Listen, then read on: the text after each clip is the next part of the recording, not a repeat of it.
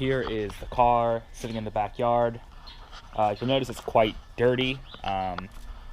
It's actually been sitting for the past 3 months. I'm hoping the car starts.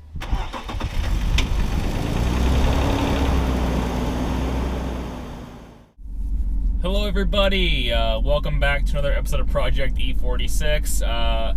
Sorry to kind of cut in between the episode. I need to give a quick clarification because I realized I kind of filmed things out of order and didn't explain things super hot. So in the last episode you saw, I finally got the car started again after sitting for 3 months. At the last track event, I broke my differential. You'll see videos of what happened to the diff, but basically, not only did the bolts for the differential cover back out on track, I'm guessing from all the vibrations of drifting, but my welded diff actually exploded.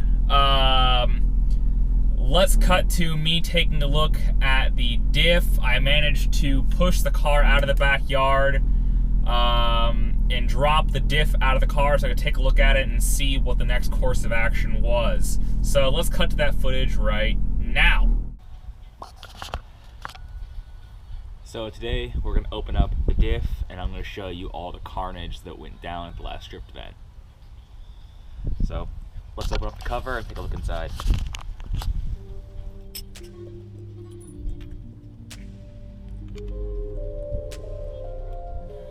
So looking at the inside of the diff cover, it still looks super clean because I did like deep clean this thing before I assembled it. But if you look in this pocket, you'll see a bunch of metal fragments. Now, whenever you weld a diff, you're going to get some metal clag, just kind of breaks off in the oil and gets flung around. So there's some of that. Even though I did change the oil after breaking in the diff, there's still some extra right in there. But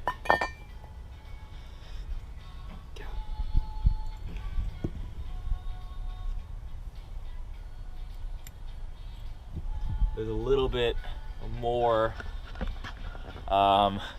damage than originally anticipated.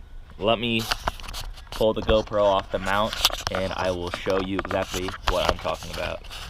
So when we welded this diff, we did what's called plate welding, which is a pretty common thing where you lay a bit of plate steel in between the gears and then you weld basically the whole thing around the plate to the gears. Kind of makes it nice and simple, as a nice template. Now, if you look inside this diff, there's no more plate. The welds broke clean off inside the diff here. You can see here's a big chunk of weld. Here's a chunk of weld. The plate's completely gone. All the weld up here and down there is all gone. And if you look, here's all the metal fragments. And you look down there, that's what remains of the plate that we welded in here. I'm guessing when the plate broke off, it basically did some free fall in here, and you can see where there's some metal contact on the output right there. Basically that plate broke off, ate shit in here, and then disintegrated into a bunch of billion pieces down there. And this also explains why it's so hard to turn the diff right now. Is obviously, oh, you see there's a big chunk right in there. Look down there, there's a big chunk right down there, I can see. Now obviously with a welded diff, it's kind of hard to turn by hand, but this one's almost completely locked up to the point where I can't turn it by hand. I had to get a wrench on it and crank it to get it to turn it all. And I'm guessing it's getting bound up by all the broken weld and metal chunks in the diff. So I'm gonna try and turn the diff, and we're gonna see if we can get all this metal crap out, then clean the diff, prep it, and see if we can re-weld it again. Fingers crossed. Alright, as you can see, the ring gear is stuck here. I can't turn it any further. I got about half a turn of play before it's just completely just fucked. Interestingly, what remains of the welds inside the diff are still holding because both of the outputs are spinning together, which is kind of funny. But yeah, that's hosed. Here, I think I was able to spin it enough to see the other side. Oh yeah. So here's the other side of the diff. Again, this is also plate welded. You can see that the welds totally failed here and here, and the welds lifted here and are still held down here. So this diff is still technically welded, but only just. Man, that really sucks. Look at that. See all that? That should all be spinning together. Yeah, it's an open diff right now. Right there. That's an open diff.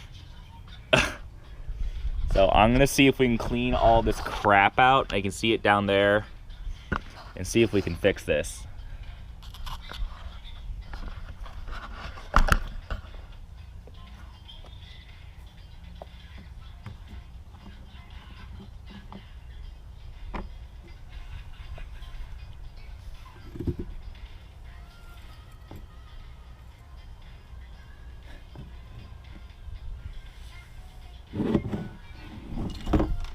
Ho, ho, ho, ho.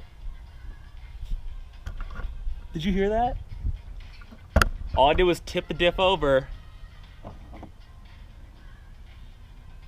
Holy shit.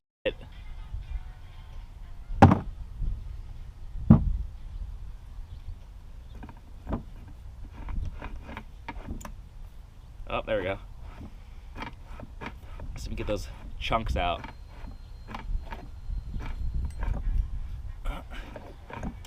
Oh, there we go. Another big, hopefully I have the camera at the right angle. Another big metal chunk just popped out. So basically I'm trying to turn the diff until it breaks all that crap out of it.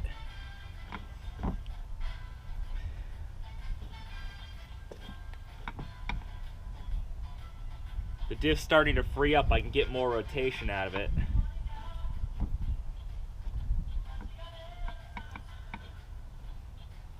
But it's still pretty locked up.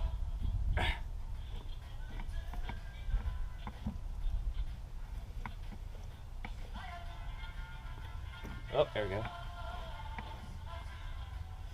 Come on. There we go. If you can't tell, it's still really stiff, but I'm able to get it to go all the way. Come on.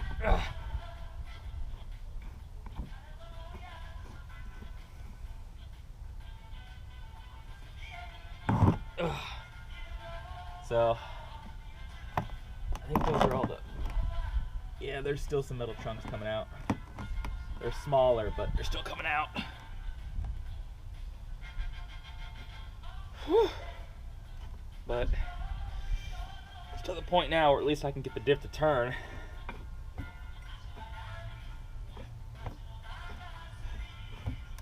Oh, I turned on the metal chunk fault. Right there.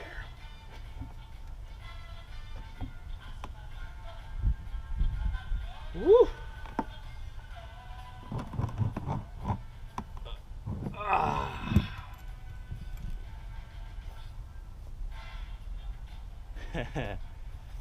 All right. Here's the diff oil. You can see all the metal particles floating around, which is not that uncommon for a welded diff. But obviously, things like this, that, this, and crucially, that and that shouldn't be free falling in the diff. So I was able to kind of break it free a bit more. And look, they can see the whole, all the weld garbage is just slowly breaking off right there.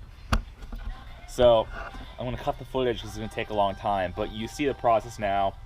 Basically, you're just trying to keep turning the diff to get all the old weld and metal to break off until most of it has. And then I can deep clean the diff and begin prepping it for more welding, hopefully. Successful welding this time. So this is the smashed up diff from before. Tim came over today and re-welded it. Looks like a fucking mess from the Harbor Freight welder, but it should work. So now gotta fill it full of gear oil and break it in. And back here is a spare diff I picked up yesterday. It's another 346 gear ratio diff. I'm gonna weld this one too. I'm gonna clean it up and weld it and use this as a backup, so in case this shit happens again at the track, I can swap the diff and still drive home. Okay, yikes. So obviously the welds on the differential completely failed. There was clearly not very good penetration. So basically the plate I used to weld the gears and the differential together was basically just held on by magic and eventually just broke free. I had the diff re-welded again by my friend Tim, and I actually installed it in the car. Drove down the street only to find out the differential was still clunking really bad. I pulled that differential off, and it turns out when the welds inside the diff exploded and all that weld splatter went everywhere inside the diff, it also took out the pinion gear, causing the pinion gear to grind and skip. So that diff is basically junk, which is unfortunate. As you see in the video, I mentioned picking up a second differential as a backup and having that welded. That's exactly what I did. I ended up taking it to a very nice drift fab shop called the Pop Shop in Los Angeles, Compton to be specific. Very nice people there, very cool guy running that shop, the Pop Shop in Compton. He was able to weld my diff up, and that spare diff that I called it is actually the diff I ended up putting in the car, which you shall see